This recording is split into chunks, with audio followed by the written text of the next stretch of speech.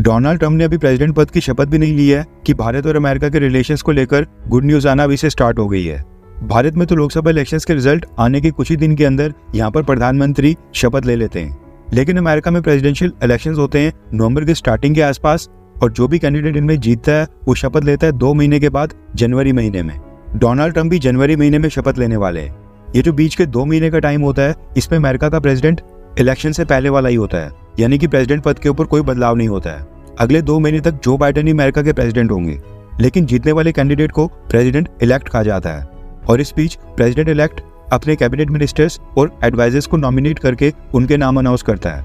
America की intelligence और security agencies president elect को ब्रीफिंग देना स्टार्ट कर देती हैं, और स्मूथ ट्रांजैक्शनिंग के लिए आउटगोइंग स्टाफ के साथ कोऑर्डिनेशन स्टार्ट हो जाता है।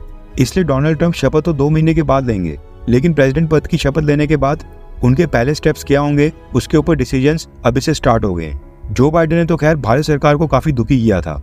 स्टार्टिंग के 2 साल तक भारत में कोई एम्बेसडर तक अपॉइंट नहीं किया था, और जाते जाते भी खालिस्तान मसले के ऊपर भारत को टारगेट किया। उससे पहले भारत में होने वाली क्वाड मीटिंग को कैंसिल भी कर दिया था। लेकिन अब डोनाल्ड ट्रंप के जीतने के साथ ही गुड न्यूज आना स्टार्ट हो गई है। दरअसल डोनाल्ड ट्रंप का जो पहला टर्म था वो साल 2017 से लेकर 2021 का था। उस दौरान भारत और अमेरिका के बीच काफी सारी डील साइन हुई थी, काफी सारे एग्रीमेंट भी साइन हुए थे, लेकिन कई सारी नेगोशिएशंस और डील्स को लेकर बातचीत भी स्टार्ट हुई थी, जो कि डोनाल्ड ट्रंप के पहले कार्यकाल में खत्म नहीं हुई थी।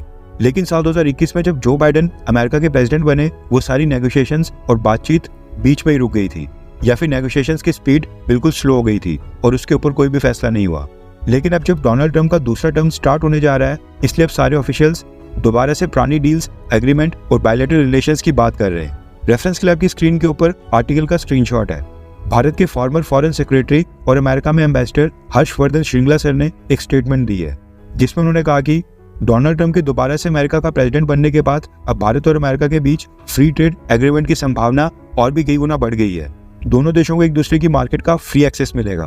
पास्ट में भारत ने डोनाल्ड ट्रंप के साथ सक्सेसफुली एंगेज किया है, और डोनाल्ड ट्रंप की प्रधानमंत्री मोदी के साथ जो पर्सनल इक्वेशन है उसका भी फायदा मिलेगा।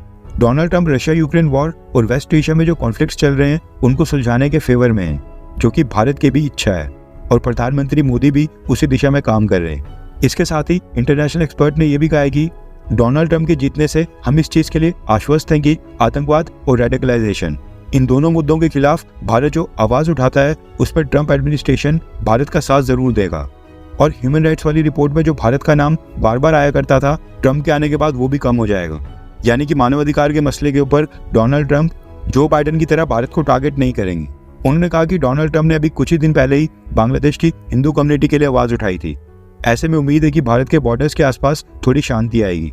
नो डाउट कि डोनाल्ड ट्रंप ने अपने पहले टर्म में भारत के साथ टाइज को मजबूत किया था, लेकिन अगर डोनाल्ड ट्रंप भारत के साथ फ्री ट्रेड एग्रीमेंट साइन करते हैं तो ये भारत की इकॉनमी के लिए बहुत ही बड़ी अचीवमेंट होगी, क्योंकि अमेरिका ऑलरेडी भारत का सबसे बड़ा ट्रेड पार्टनर है। एक इंटरेस्टिंग मुद्दा है खालिस्तान का इशू, और ये देखना काफी इंटरेस्टिंग होगा कि डोनाल्ड ट्रंप खालिस्तान वाले इशू के ऊपर कैसे बर्ताव करते हैं। वैसे आपको क्या लगता है कि क्या खालिस्तान वाले इशू के ऊपर डोनाल्ड ट्रंप भारत के साथ कोऑपरेट करेंगे, हाँ या फिर ना? नीचे कमेंट करके अपनी राय जरूर बताएं।